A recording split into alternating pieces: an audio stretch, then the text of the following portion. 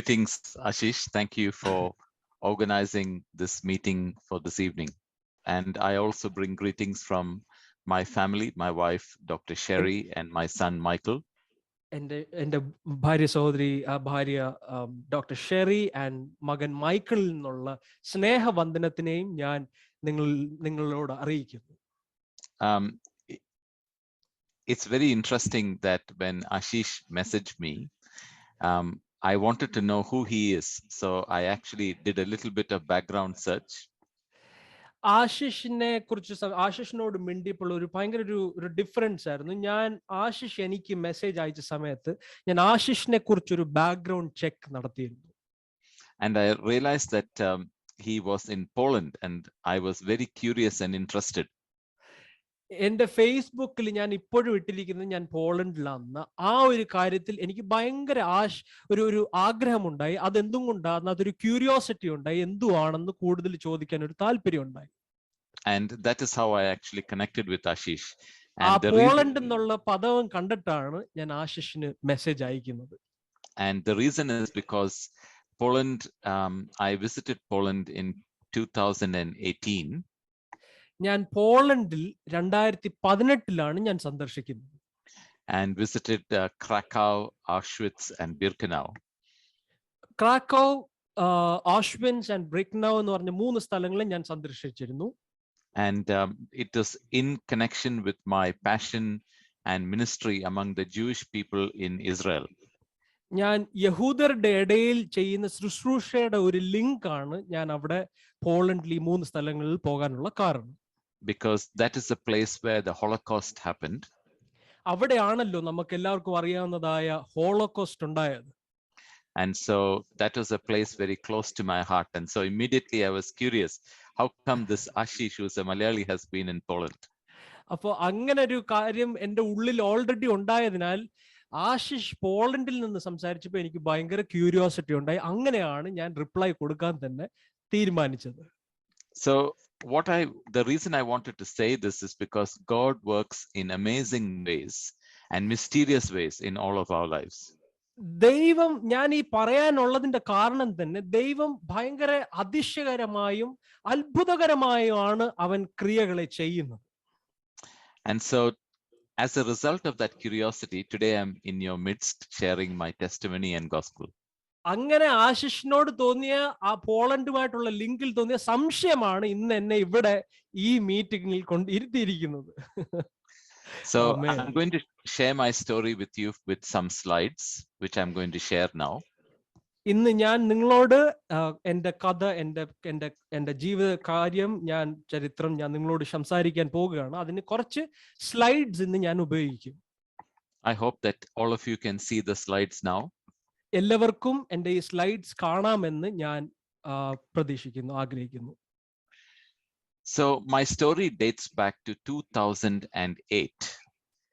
എൻ്റെ കഥ തുടങ്ങുന്നത് 2008 തൊട്ടാണ്. As Ashish mentioned, I'm a medical doctor and working as a physician and head of the Department of Medicine at Kalgoorlie Hospital in Western Australia. Ashish പറഞ്ഞതുപോലെ ഞാനൊരു medical ഡോക്ടറാണ്. ഓസ്ട്രേലിയയിൽ കാൽഗൂളി എന്ന് പറഞ്ഞൊരു സ്ഥലത്തിൽ അവിടെ ഞാൻ ഡോക്ടറായിട്ട് സേവനം അനുഷ്ഠിക്കുന്നു. So Kalgoorlie, I'll show you on the map, is about 600 kilometers northeast of Perth. പെർത്തിൽ നിന്ന് നോർത്ത് ഈസ്റ്റ് 600 കിലോമീറ്റർ ദൂരെയാണ് ഈ കാൽഗൂളി എന്ന് പറഞ്ഞ സ്ഥലം. And I have the humbling opportunity to work not just among the white Australian population, but also among the Aboriginal people.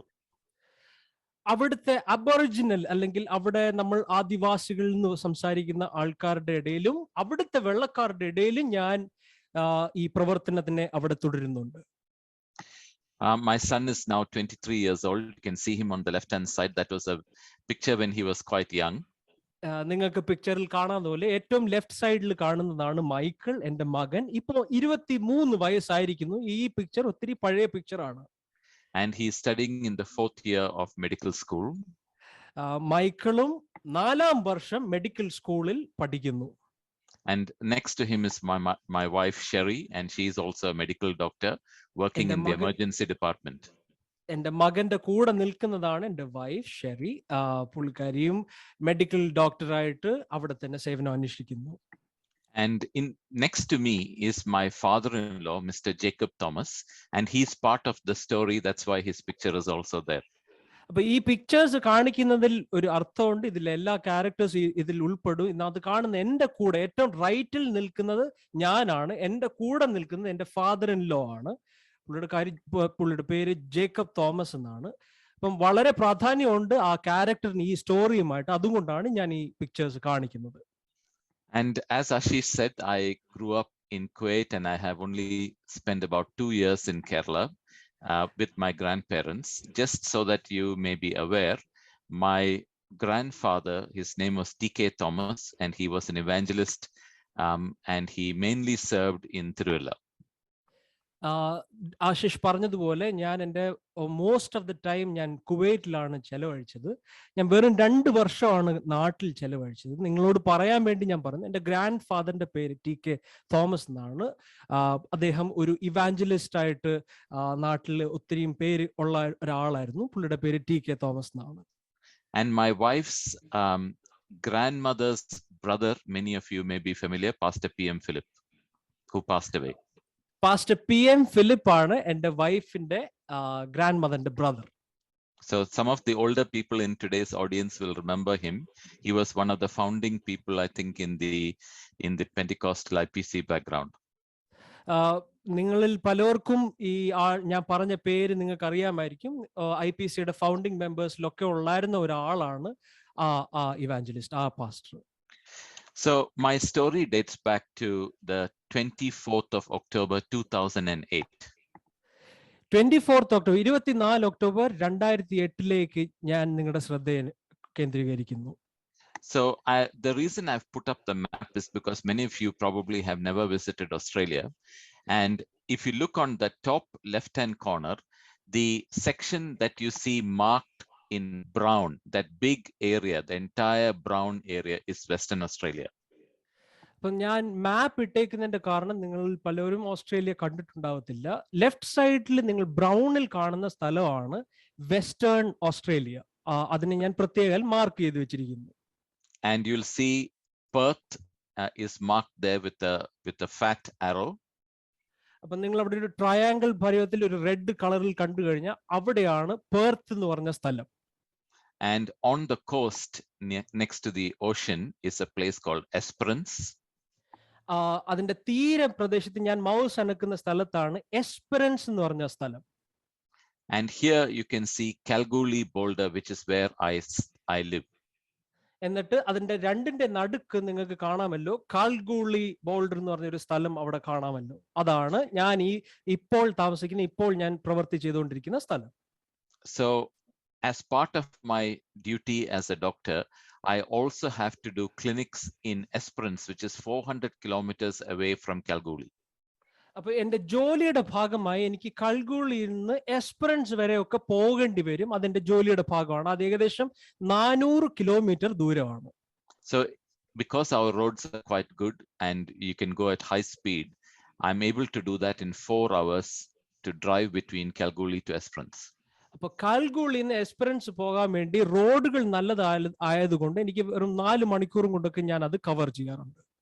So I had traveled to Esperance to do the clinics on Wednesday. അപ്പൊ ഞാൻ കാൽഗൂളിൽ നിന്ന് എസ്പെറൻസിൽ പോകാൻ ഒരു വെഡ്നസ്ഡേയിൽ ഞാൻ പോകാൻ വേണ്ടി തീരുമാനിച്ചിരുന്നു. And on Thursday I did the clinic in Esperance. എന്നിട്ട് ഞാൻ തേഴ്സ്ഡേയിൽ എസ്പെറൻസിൽ വന്ന് ക്ലിനിക്ക് ചെയ്തു. And on Friday morning I was going to return back to Kalgoorlie. എന്നിട്ട് വെള്ളിയാഴ്ച രാവിലെ ഞാൻ എസ്പെറൻസിൽ നിന്ന് തിരിച്ച് കാൽഗൂളിലേക്ക് പോകാൻ തീരുമാനിച്ചിരുന്നു. And that was the 24th of October 2008. 24 October 2008 ആ വെള്ളിയാഴ്ച രാവിലെ ഞാൻ എസ്പെറൻസിൽ നിന്ന് കാൽഗൂളിലേക്ക് പോകുന്നത്. And at the bottom left hand side you can see a girl sitting next to me. She was my medical intern, a Pakistani Muslim girl, Dr. Zunaira. നിങ്ങൾക്ക് താഴെ കാണാമല്ലോ, left സൈഡിൽ താഴെ ഒരു പെൺകുട്ടി ഇരിക്കുന്നത്. പുള്ളിക്കാരിയുടെ പേര് ഡോക്ടർ സുനേറ ആണ്. ആ പുള്ളിക്കാരി എന്റെ ഇന്റേൺ ആയിട്ട് ജോലി ചെയ്യുന്ന ആളാണ്. And she was a Pakistani Muslim girl. പുള്ളിക്കാരി ഒരു പാകിസ്ഥാനി മുസ്ലിം പെൺകുട്ടിയാണ്. And she was with me in the car as we began the journey back to Kalgoorlie. എസ്പെറൻസിൽ നിന്ന് തിരിച്ച് കാൽഗുളേക്ക് വെള്ളിയാഴ്ച രാവിലെ പോകുമ്പോൾ ഈ ഇന്റേൺ പാകിസ്ഥാനി മുസ്ലിം ഈ ഡോക്ടർ സുനേറ എന്റെ കൂടെ ഉണ്ടായിരുന്നു. And she had never driven in Australia. She was fairly new to Australia and had never driven in Australia before. Intern ആണ്, പുതിയതായിട്ട് ഓസ്ട്രേലിയയിൽ വന്നതായതുകൊണ്ട് പുള്ളിക്കാരിക്ക് വണ്ടി ഓടിച്ചു വലിയ പരിചയം ഓസ്ട്രേലിയയിൽ ഇല്ലായിരുന്നു. So I was the one who was driving the car. അതുകൊണ്ട് ഞാൻ തന്നെയാണ് വണ്ടി ഓടിക്കുന്നത്. And we started the journey about 9:30 in the morning. രാവിലെ 9:30 മണി ആയപ്പോൾ തൊട്ട് തന്നെ ഞങ്ങൾ വണ്ടി ഓടിച്ചു തുടങ്ങി. And it was not before long that I began to develop some discomfort in my chest. വണ്ടി ഓടിച്ചോണ്ട് ഇരിക്കുമ്പോൾ തന്നെ എൻ്റെ നെഞ്ചിൽ ഒരു അസ്വസ്ഥത അനുഭവപ്പെട്ടു. And I was only 39 years old and I was quite fit and healthy. So I didn't think that there was anything serious going on. എനിക്ക് 39 വയസ്സേ ഉണ്ടായിരുന്നുള്ളൂ അന്ന്. ആ ഒരു പ്രായത്തിൽ ഞാൻ നല്ല ഫിറ്റ് ആണ്, നല്ല ഫിസിക്കലി നല്ല ഫിറ്റ് ആണ്. അതുകൊണ്ട് ഇത് നെഞ്ചുവേദന എന്ന് പറഞ്ഞപ്പോൾ ഒരു വലിയ സീരിയസ് ആയിട്ട് ഒന്നും ഒരു ഡിസ്കംഫോർട്ട് ഉണ്ടായത് കൊണ്ട് വലിയ സീരിയസ് ഒന്നും അല്ലെന്ന് എനിക്ക് തോന്നി. So I continued to drive. അതുകൊണ്ട് ഞാൻ എൻ്റെ ഡ്രൈവ് പിന്നെയും തുടർന്നു. And if you look on the right hand side, and you will see that there is a map, the pink line that I've shown you. പിക്ചറിന്റെ right ഭാഗത്ത് നിങ്ങൾ കാണുന്ന മാപ്പിൽ ഒരു പിങ്ക് ലൈൻ പോകുന്നുണ്ട്. അതിനെ ഞാൻ മാർക്ക് ചെയ്തിട്ടുണ്ട്. And if you come back to the original map, you will see that there is a place between Kalgoorlie and Esperance called Norseman. ഇനിയും നിങ്ങൾ ലെഫ്റ്റിലെ പിക്ചറിലേക്ക് തിരിച്ചു വന്നാൽ എസ്പെറൻസും കാൽഗുളിയുടെ നടുവിൽ നിങ്ങൾക്ക് കാണാമല്ലോ ഒരു നോർസ്മാൻ എന്ന് പറഞ്ഞൊരു സ്ഥലമുണ്ട്. And that you will see at the bottom of the right hand side map. അത് നിങ്ങൾ റൈറ്റ് സൈഡിലെ ബോട്ടമിൽ, നിങ്ങൾ റൈറ്റ് സൈഡിൽ കാണുന്ന വലിയ മാപ്പിൽ ആ പിങ്ക് ലൈനിൽ ഏറ്റവും താഴെ നിങ്ങൾ സൂം ചെയ്താൽ അവിടെ നോർസ്മാൻ ഉണ്ട്. The reason I've shown you this map is because I want you to understand, because you don't live here, in the outback of Australia, there are hardly any people or towns in between. ഞാൻ നിങ്ങളെ ഈ മാപ്പുകൾ കാണിക്കുന്നതിന്റെ ആ കാരണം തന്നെ, ഈ മാപ്പ് നിങ്ങൾ ശ്രദ്ധിച്ചാൽ ഇതിൽ കാണിക്കുന്ന കാരണം തന്നെ, ഈ വഴിയിലൊന്നും ഒരുപാട് ആൾക്കാരെ നിങ്ങൾക്ക് കാണാൻ കഴിയത്തില്ല. ഈ സഞ്ചാരത്തിന്റെ ഇടയിൽ ഈ വഴിയിൽ നിങ്ങൾ യാത്ര ചെയ്യുമ്പോൾ നിങ്ങൾക്ക് ആൾക്കാരെ കാണുന്നെന്ന് പറയുന്നത് ഒരു വെരി റെയർ സൈറ്റ് ആണ്. So it's a very deserted highway. ഒത്തിരി മനുഷ്യർ ഒന്നും ഇല്ലാത്ത ഒരു ഹൈവേ ആണത്. In fact, more kangaroos are there than human beings. Kangaroo എന്ന് പറഞ്ഞാൽ ആ ജീവിയാണ്, ആ ജന്തുവാണ് കൂടുതലും ഉള്ളത്. അതിനെ മനുഷ്യരെക്കാളും കൂടുതൽ കങ്കാരുകളുള്ള സ്ഥലമാണത്. And Norseman is about halfway between Esperance and Kalgoorlie, so about 200 kilometers. എസ്പെറൻസും കാൽഗൂളിയുടെ ഏകദേശം നടുവിലാണ് നോർസ്മൻ. അവിടുന്ന് ഏകദേശം 200 കിലോമീറ്റർ ദൂരെയാണ് ഞാൻ ഈ പറയുന്ന സ്ഥലം. So I drove to Norseman and I stopped in Norseman to get a cup of coffee and use the toilets, and I still had that discomfort in my chest. ഞാൻ ഏകദേശം 200 കിലോമീറ്റർ പിന്തുടർന്ന് ഒരു നോർസ്മാൻ സ്ഥലത്ത് ചെന്ന് ഞാൻ ഇച്ചിരി കാപ്പി കുടിക്കാമല്ലോ, ഇച്ചിരി ഫ്രഷ് ആകാമല്ലോ എന്ന് പറഞ്ഞിട്ട് നിന്നപ്പം അപ്പോഴും എൻ്റെ നെഞ്ചിൽ നല്ല അസ്വസ്ഥതയുണ്ട്. And it had not changed, it had not become worse, it had not become better. അത് കൂടിയതുമില്ല, ആ വേദന, ആ പ്രശ്നം കുറഞ്ഞുമില്ല, അതുപോലെ തന്നെ എൻ്റെ നെഞ്ചിൽ അസ്വസ്ഥത ഉണ്ടായിരുന്നു.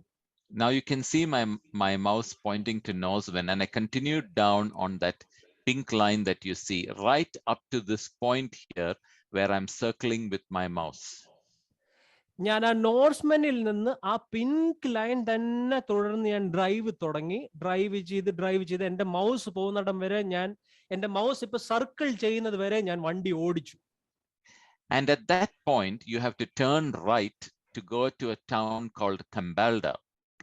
ഞാൻ നിങ്ങൾക്ക് കാണാമല്ലോ, ഞാൻ മൗസ് സർക്കിൾ ചെയ്യുന്ന ആ സ്ഥലത്തിൽ നിന്ന് എനിക്കൊരു റൈറ്റ് ടേൺ ആണ് എടുക്കേണ്ടത്. So at that stage I felt I was getting very hot and feeling sweaty. ഞാൻ ആ ഭാഗത്തെത്തിയപ്പോൾ എനിക്ക് പെട്ടെന്ന് തോന്നി എനിക്ക് ചൂടെടുക്കുന്നു, എനിക്ക് എന്നെ വേർക്കാൻ തുടങ്ങുന്നു എന്ന് എനിക്കൊരു തോന്നൽ തുടങ്ങി. And that discomfort in the chest was the same. And I thought to myself, something is not right here. ആ അസ്വസ്ഥത അപ്പോഴുമുണ്ട്, കൂടെ ഞാൻ വേർക്കുന്നുണ്ടെന്ന് മനസ്സിലായപ്പോൾ അപ്പോൾ എനിക്ക് ഉള്ളിൽ തോന്നി എന്തോ ശരിയല്ല. So I pulled over the car to the side of the road. ഞാൻ ആ റോഡിൽ തന്നെ സൈഡിലോട്ട് എൻ്റെ വാഹനം ഞാൻ പാർക്ക് ചെയ്തു. And that is the first time I told my intern that I was experiencing some discomfort in my chest. അപ്പോൾ ഞാൻ എൻ്റെ ഇന്റേൺ ഡോക്ടർ സുനേറയോട് പറഞ്ഞു, എനിക്ക് എന്തോ ഒരു അസ്വസ്ഥതയുണ്ട് ഡോക്ടർ എന്ന് ഞാൻ അങ്ങോട്ട് പറഞ്ഞു. So you must realize that an intern is the first year out of medical school. നിങ്ങൾ മനസ്സിലാക്കണം, ആ ഇന്റേൺ എന്ന് പറഞ്ഞാലും ആദ്യത്തെ വർഷം മെഡിക്കൽ സ്കൂളിൽ നിന്ന് ഇറങ്ങിയതേ ഉള്ള ഒരു ആളാണ് ഈ ഇന്റേൺ എന്ന് പറഞ്ഞ ആള്. So she got obviously very scared and I asked her to check my pulse. അപ്പൊ പുതിയതായി പഠിച്ചിറങ്ങിയതായതുകൊണ്ട് എന്റെ അസ്വസ്ഥത പറഞ്ഞപ്പം പുള്ളിക്കാരി പെട്ടെന്ന് തന്നെ പേടിക്കാൻ തുടങ്ങി. ഡോക്ടർ പറഞ്ഞു എന്റെ പൾസ് ഒന്ന് പെട്ടെന്ന് ചെക്ക് ചെയ്യണമെന്ന് പറഞ്ഞു. I was trying to see if there's any indirect evidence that I was having a problem with my heart. അവിടെ ഡയറക്ട്ലി അല്ലെങ്കിൽ ഇൻഡയറക്ട്ലി എനിക്കൊന്ന് നോക്കണമായിരുന്നു, എന്റെ പൾസ് ചെക്ക് ചെയ്ത് എനിക്കൊന്ന് ചെക്ക് ചെയ്യണമായിരുന്നു, എനിക്ക് എന്റെ ഹാർട്ട് സംബന്ധമായി എന്തെങ്കിലും പ്രശ്നം ഇപ്പോ ഉണ്ടോ എന്ന് എനിക്ക് അറിയണമായിരുന്നു. And she checked it and said my pulse was fine. എന്റെ ഇന്റേൺ എന്റെ പൾസ് ചെക്ക് ചെയ്തു, പക്ഷെ പുള്ളിക്കാരി പറഞ്ഞു ഒരു കുഴപ്പമില്ല, എല്ലാം ഓക്കെ ആയിട്ട് തോന്നുന്നു എന്ന് പറഞ്ഞു. Then I asked her, Zunera, do you feel hot inside the car? ഞാൻ എന്റെ ഇന്റേണിനോട് തിരിഞ്ഞു ചോദിച്ചു, സുനേറ വണ്ടിക്കകത്ത് ചൂടെടുക്കുന്ന അനുഭവമായിട്ട് തോന്നുന്നുണ്ടോ, വേർക്കുന്നുണ്ടോ? She said, no, I feel fine. It was a hot day outside, 36 degrees, but inside the car it was really cool because it was an air-conditioned car. അപ്പോൾ doctor സുനേറ intern പറഞ്ഞു, ഇല്ല, പുറത്ത് എന്തായാലും വലിയ ചൂടാണ്, 36 ഡിഗ്രി ഉണ്ട്, പക്ഷെ വണ്ടിയുടെ അകത്ത് മുഴുവൻ എയർ കണ്ടീഷൻഡ് ആണ്. So I decided to get out of the car and call my wife, Dr. Sherry. അപ്പോൾ തന്നെ ഞാൻ വണ്ടിയുടെ പുറത്തോട്ട് ഇറങ്ങി, ഞാൻ പെട്ടെന്ന് എൻ്റെ ഭാര്യയെ വിളിച്ച് ഡോക്ടർ ഷെറിയെ ഞാൻ വിളിക്കുകയുണ്ടായി. And I explained to her how I was feeling. അന്നേരം തന്നെ ഞാൻ എൻ്റെ ഭാര്യയോട് ഞാൻ എക്സ്പ്ലെയിൻ ചെയ്തു, ഞാൻ പറഞ്ഞു കൊടുത്തു എന്തൊക്കെയാണ് ഞാനിപ്പോൾ ഫീൽ ചെയ്യുന്നതെന്ന്. So she said, how do you feel? I said, I don't feel too bad.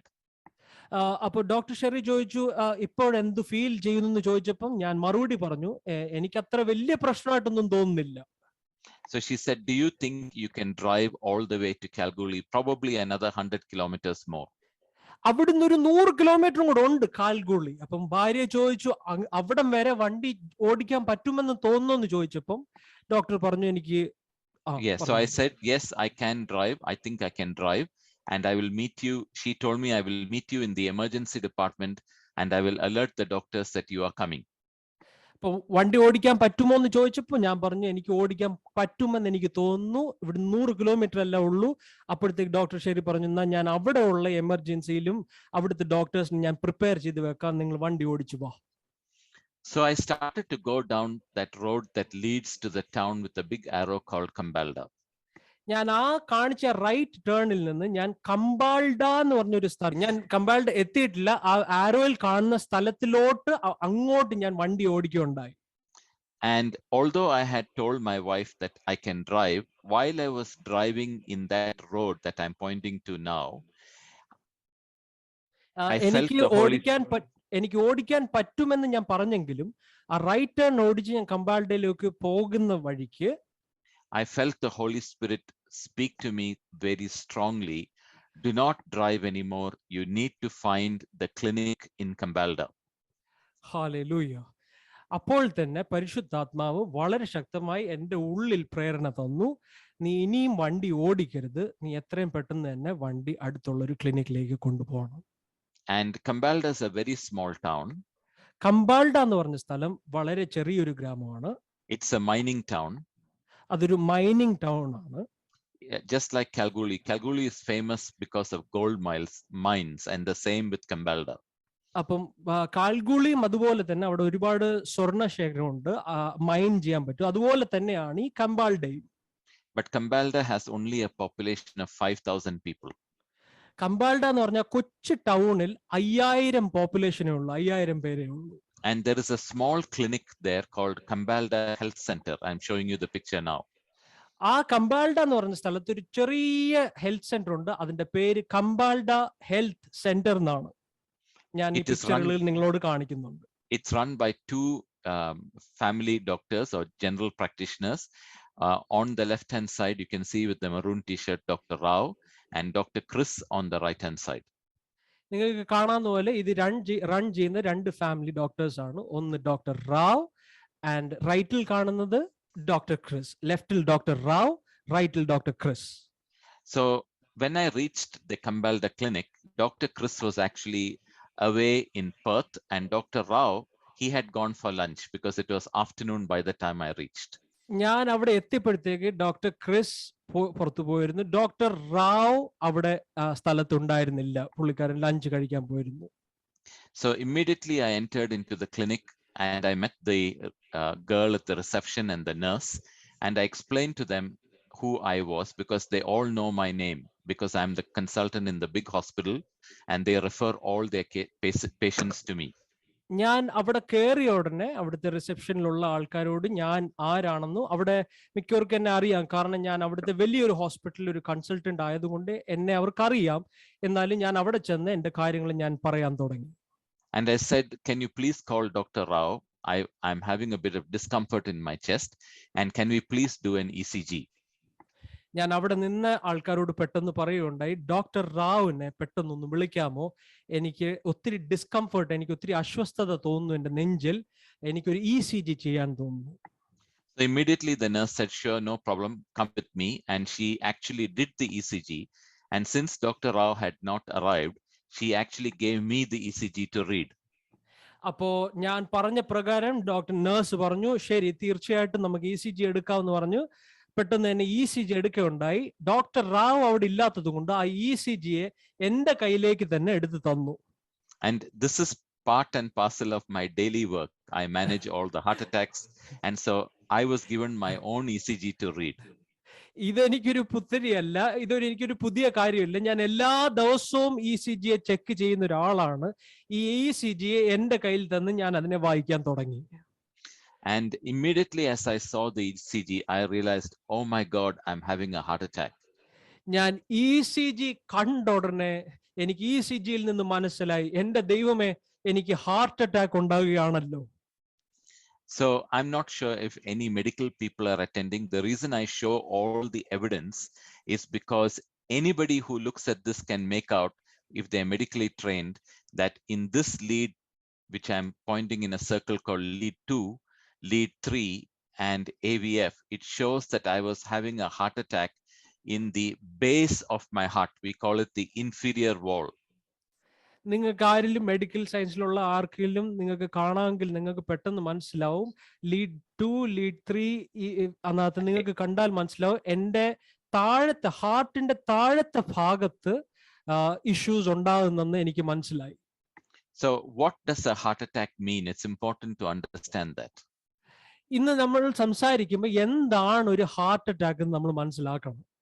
So a heart attack means that when the blood supply to a particular wall of the heart is completely blocked, that muscle of the heart actually is not getting any blood and it begins to die. ഒരു ഹാർട്ടിന്റെ ഒരു വാളിലേക്ക് sufficient blood വരാതെ അവിടെ block ആയി കഴിഞ്ഞു കഴിഞ്ഞാൽ ആ ഒരു ഭാഗത്തിൽ ബ്ലഡ് വരാതിരിക്കുമ്പോൾ ആ മസിൽസിന്റെ അകത്ത് ഉണ്ടാകുന്ന പ്രശ്നത്തിനെയാണ് ഈ ഹാർട്ട് അറ്റാക്ക് എന്ന് നമ്മൾ വിളിക്കുന്നത്. So it's important to understand that because later I will tell you another term called cardiac arrest. അപ്പം നമ്മൾ ഹാർട്ട് അറ്റാക്ക് പഠിച്ചിരിക്കുന്നുവല്ലോ, അതുപോലെ ഞാൻ പിന്നീട് നിങ്ങളോട് ഞാൻ എക്സ്പ്ലെയിൻ ചെയ്യാം. ഹാർട്ട് അറ്റാക്ക് വേറെ, കാർഡിയാക് അറസ്റ്റ് എന്ന് പറഞ്ഞ ഒരു പദവും ഉണ്ട്. So once I read this ECG, I told the nurse, please immediately call Dr. Rao. ഞാൻ ഈ ECG റീഡ് ചെയ്ത ഉടനെ തന്നെ ഞാൻ പറഞ്ഞു, ഡോക്ടർ റാവുവിനെ പെട്ടെന്ന് വിളിക്കണം. And Dr. Rao came very quickly. എന്നിട്ട് ഡോക്ടർ റാവ് പെട്ടെന്ന് തന്നെ വരികയുണ്ടായി. And he had a look at the ECG as well. എന്നിട്ട് എന്റെ ECGയെ പുള്ളി പരിശോധിച്ചു. And he is also my friend. So he said, Sean, you're only 39. there is no way that you can be having a heart attack. Let us repeat another ECG. എന്നിട്ട് doctor Rao എന്നോട് പറഞ്ഞു, doctor Sean 39 വയസ്സല്ലേ ഉള്ളൂ, എനിക്ക് തോന്നുന്നു ഒന്നും കൂടെ ചെയ്യേണ്ടി വരും, എനിക്ക് തോന്നുന്നില്ല ഇതൊരു ഹാർട്ട് അറ്റാക്ക് ആണെന്ന് പറഞ്ഞു. And he asked me to go into a different room. എന്നിട്ട് ഡോക്ടർ റാവ് പറഞ്ഞു നമുക്ക് വേറൊരു മുറിയിലേക്ക് പോവാം. And that is the room on the bottom left hand side of the screen with the bed and with the trolley that you are seeing there. നിങ്ങൾ താഴെ left സൈഡിൽ നിങ്ങൾ കാണുന്ന ആ പടമാണ് ആ ECGക്ക് വേണ്ടി ആ പോയ മുറി. And I lay down in that room and they were trying to connect me to the ECG monitor. എന്നിട്ട് എന്നെ ആ ബെഡിൽ അവിടെ കൊണ്ട് കിടത്തി. അവിടെ ഒരു ECG മോണിറ്റർ ഉണ്ട്. And at that stage I felt that I was having lots of chest pain. എന്നെ ECG മോണിറ്ററിലോട്ട് ഘടിപ്പിക്കാൻ പോകുന്ന, എന്നെ കണക്ട് ചെയ്യാൻ പോകുമ്പോൾ തന്നെ എനിക്ക് അവിടെ തന്നെ തോന്നി തുടങ്ങി, എനിക്ക് അതിശക്തമായ നെഞ്ചുവേദന ഉണ്ടായി തുടങ്ങിയിരിക്കുന്നു. And I told Dr. Rao, I'm having a lot of pain. Please give me something for the pain. എന്നിട്ട് ഞാൻ ഡോക്ടർ റാവിനോട് പറഞ്ഞു, എനിക്ക് നന്നായിട്ട് നെഞ്ചുവേദന എടുക്കുന്നു, പ്ലീസ് എനിക്ക് ഇതിനു വേണ്ടി എന്തെങ്കിലും ഒരു പരിഹാരം ചെയ്താട്ടെ. And I was looking at the ECG monitor and I could see that my blood pressure and my pulse were going up.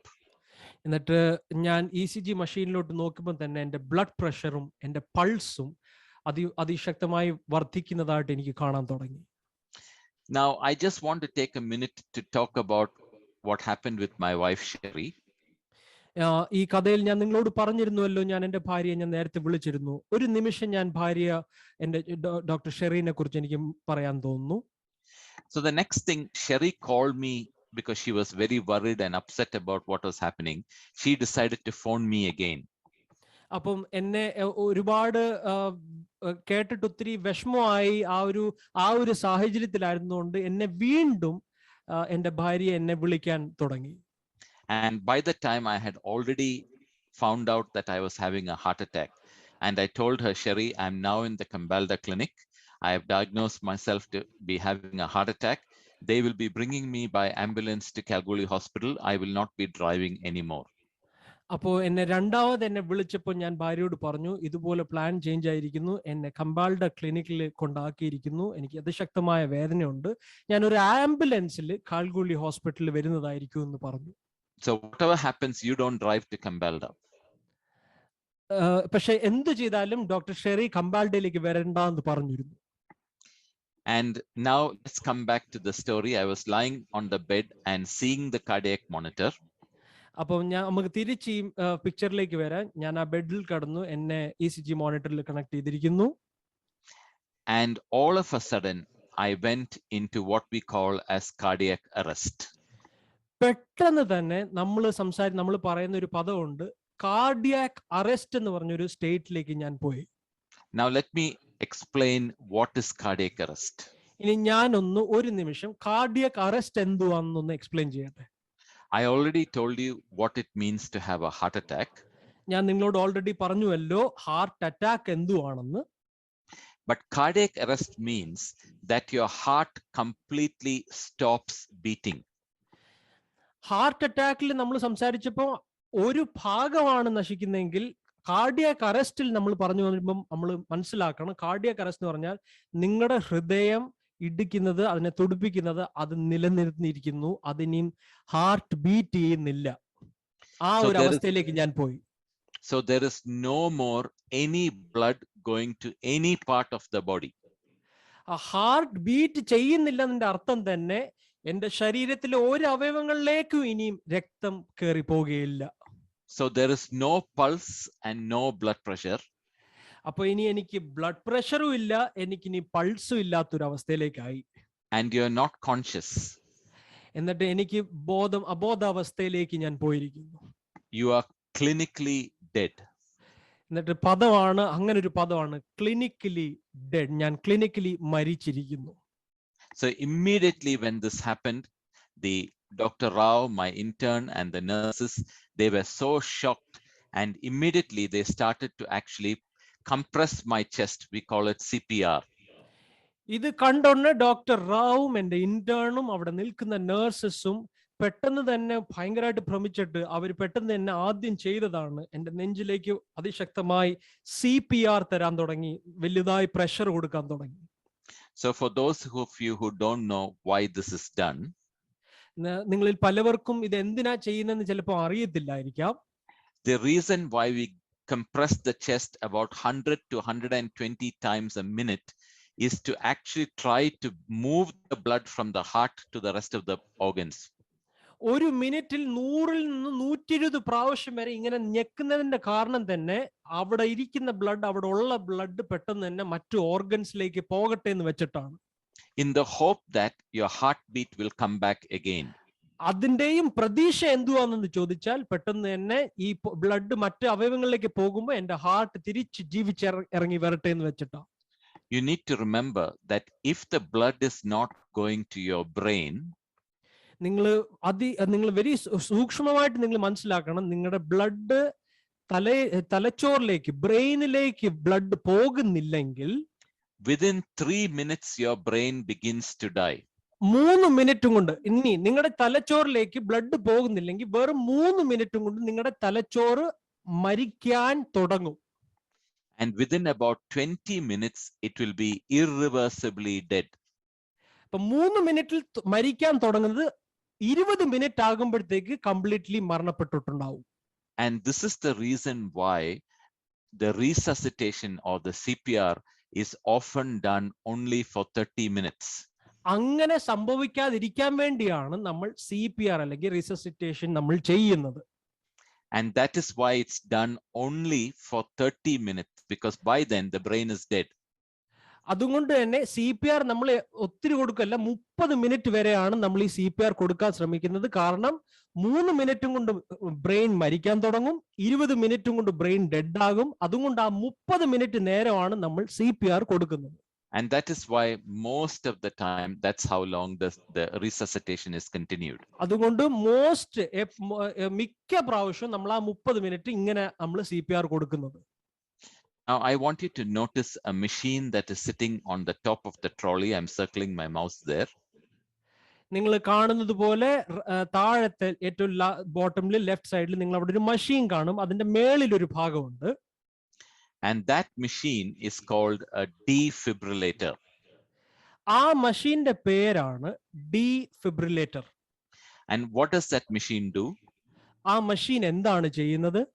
It actually delivers electrical shocks to the body. ആ machine നമ്മുടെ ശരീരത്തിലേക്ക് electrical socks കൊടുക്കുന്ന ഒരു മെഷീനാണ്. I'm sure you have seen this in the movies and in the TV. They use the paddles and deliver the shock. നിങ്ങൾ സിനിമകളിലോ ടിവിയിലൊക്കെ കണ്ടിട്ടുണ്ടാവും, അവർ രണ്ട് സാധനങ്ങൾ എടുത്തിട്ട് നെഞ്ചിലേക്ക് ഇടിക്കുന്നതായിട്ടൊരു സാധനം, അതിനെയാണ് ഡീഫിബ്രിലേറ്റർ അല്ലെങ്കിൽ ആ മെഷീൻ എന്ന് പറയുന്നത്.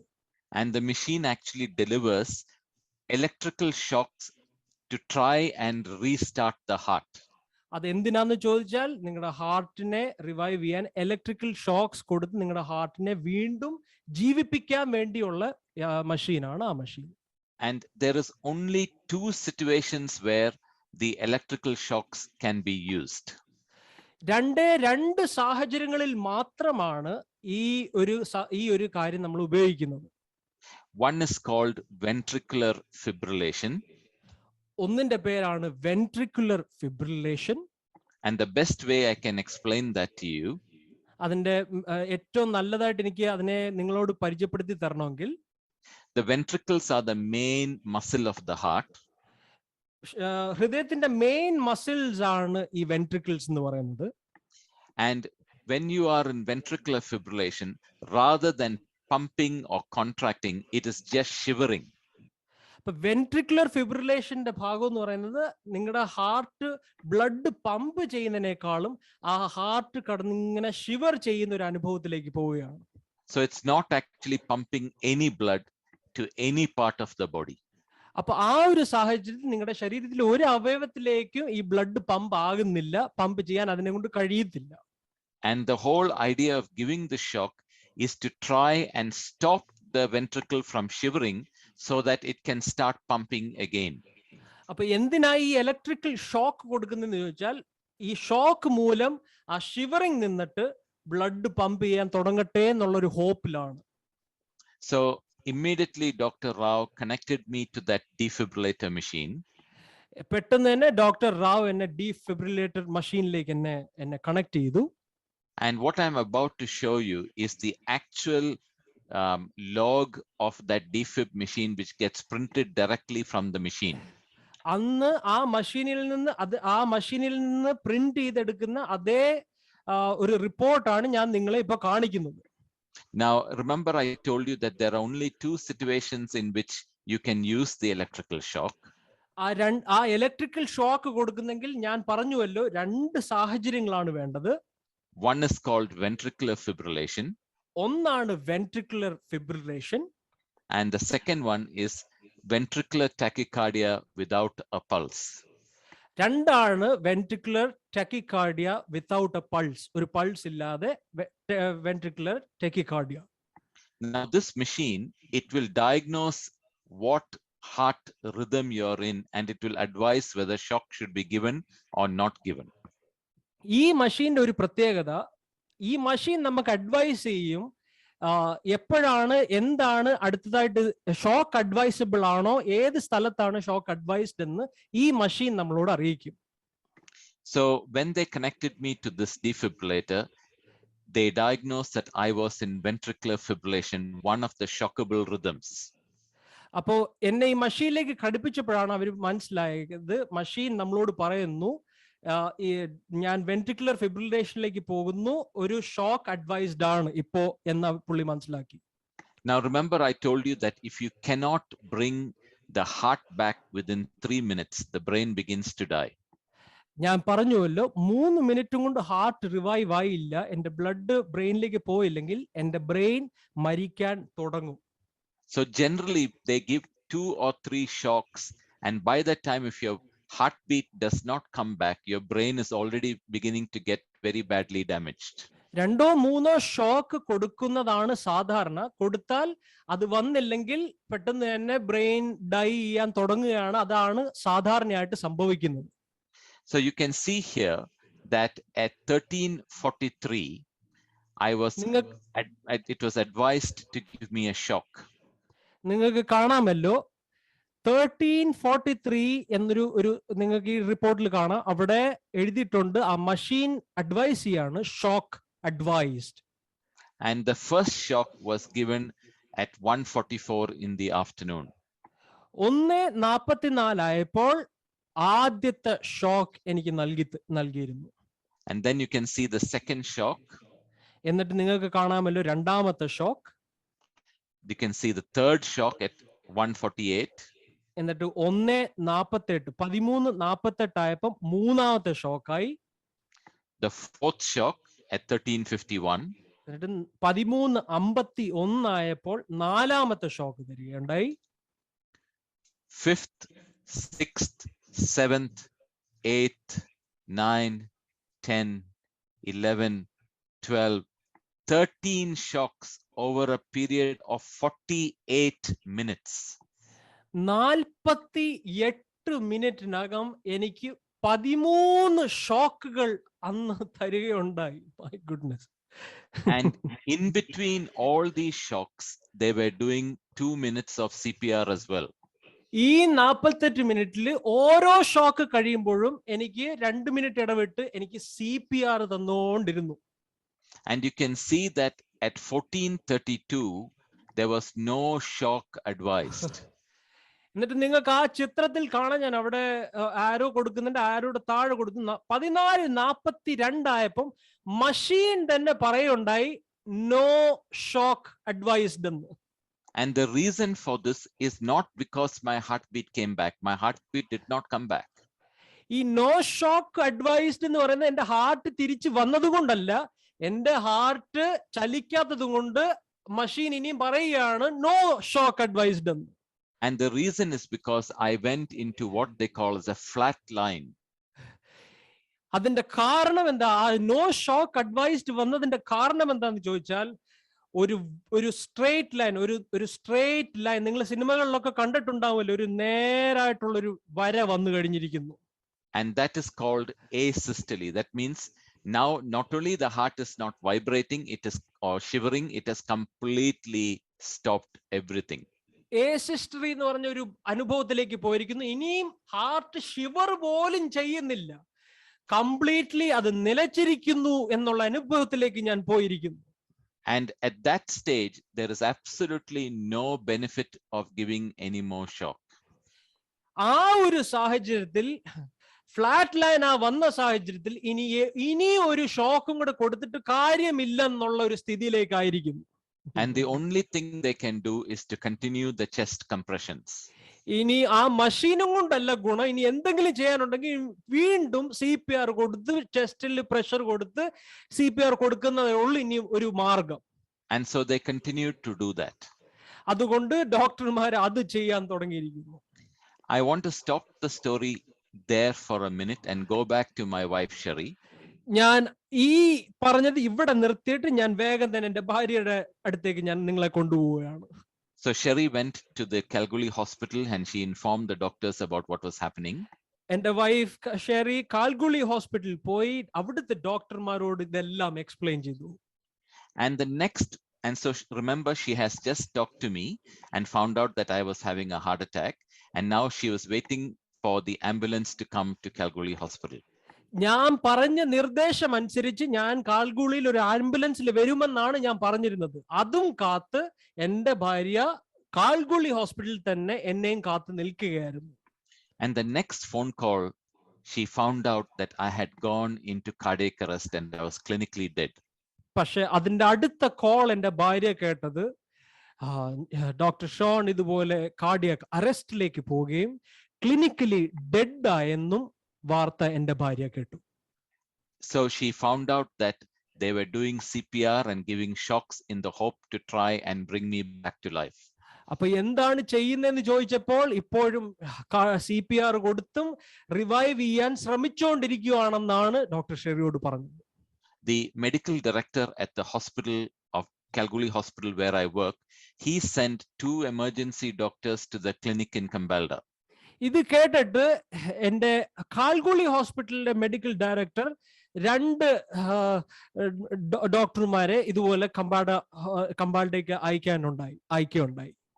And also my wife Sherry, along with the other consultant who works with me, Dr. Praveen Shetty, they both got into the car with my registrar and they also started to drive to Cambalda.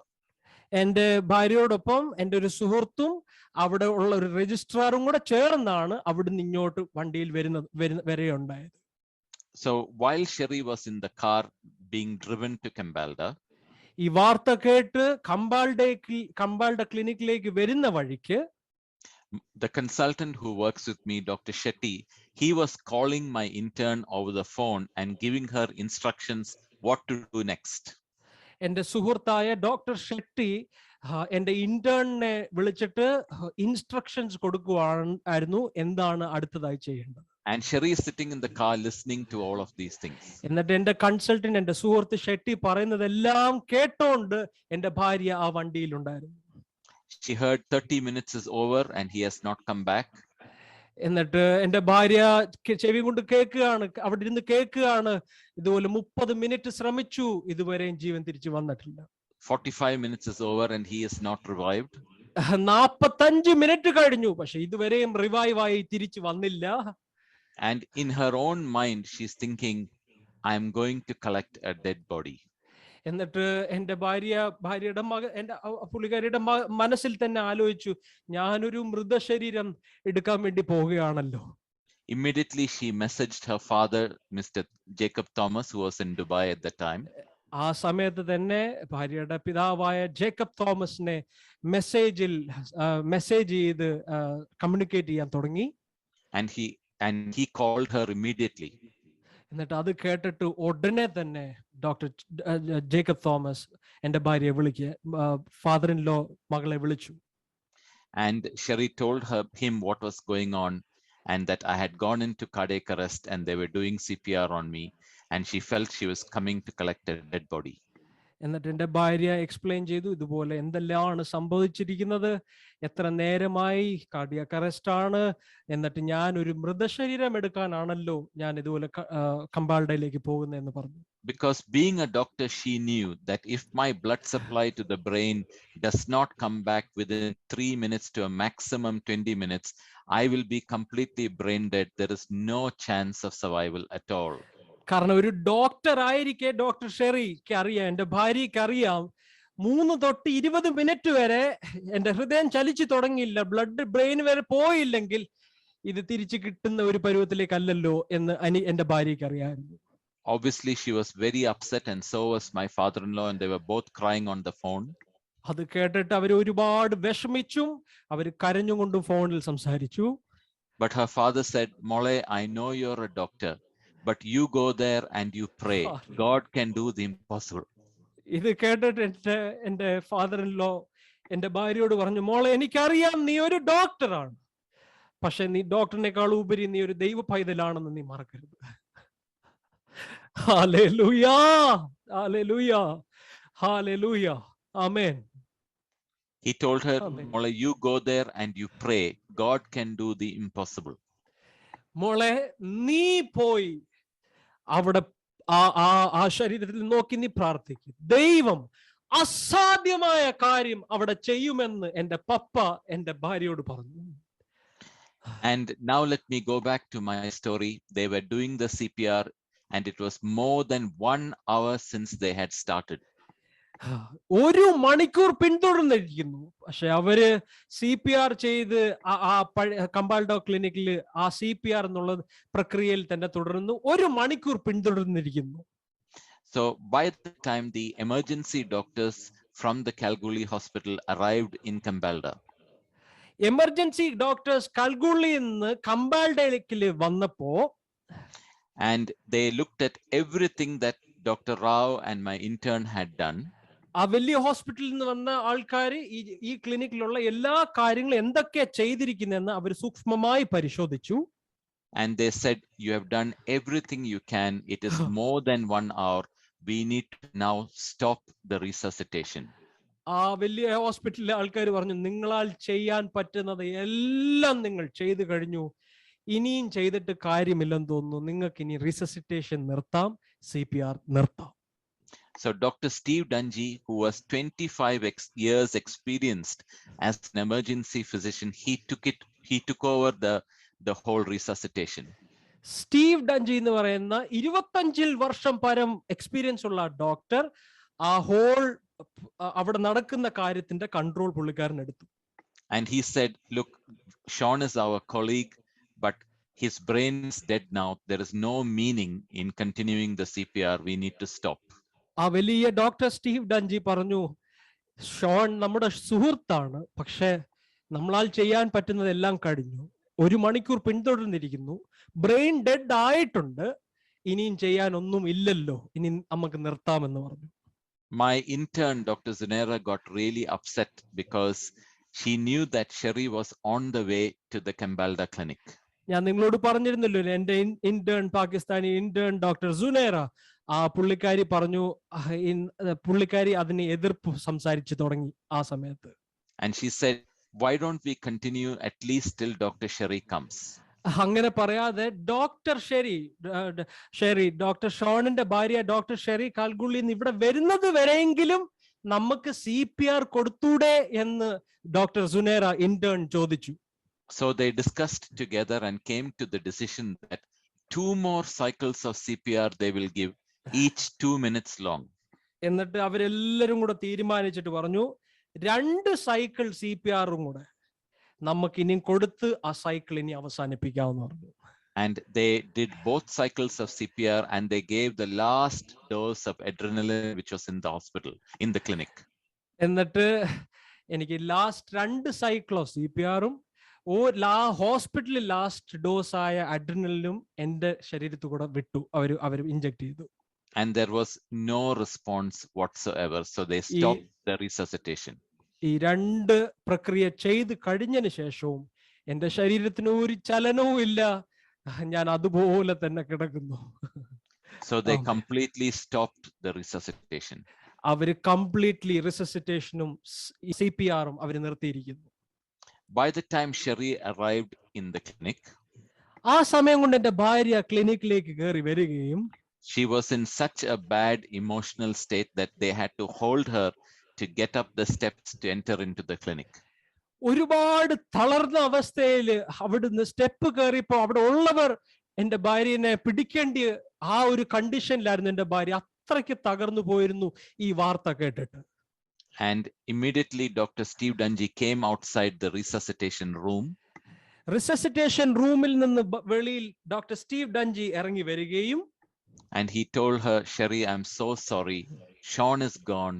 You can go in and say goodbye. Doctor Steve Dunjey എൻ്റെ ഭാര്യയെ നോക്കിയിട്ട് പറഞ്ഞു, I am sorry doctor Sherry, Sean മരിച്ചു പോയിരിക്കുന്നു എന്ന് പറഞ്ഞു. You can come in and say goodbye to him. എന്നിട്ട് നിനക്കകത്ത് വന്ന് അവസാനമായി ഡോക്ടർ ഷോണിനോട് ഗുഡ് ബൈ പറയാമെന്ന് പറഞ്ഞു. When she entered into the room, she saw everybody was standing back. റൂമിലേക്ക് കയറിയപ്പോൾ എൻ്റെ ഭാര്യ കണ്ടത് എല്ലാവരും ബാക്കിലോട്ട് മാറി നിൽക്കുകയാണ്. Only one doctor was giving oxygen into my lungs using the tube. ഒരു ഡോക്ടർ മാത്രം എൻ്റെ ലങ്സിലേക്ക് ട്യൂബ് ഇട്ട് ഓക്സിജൻ കൊടുക്കുന്ന ഒരു കാഴ്ച കണ്ടു. They were not pressing my chest anymore.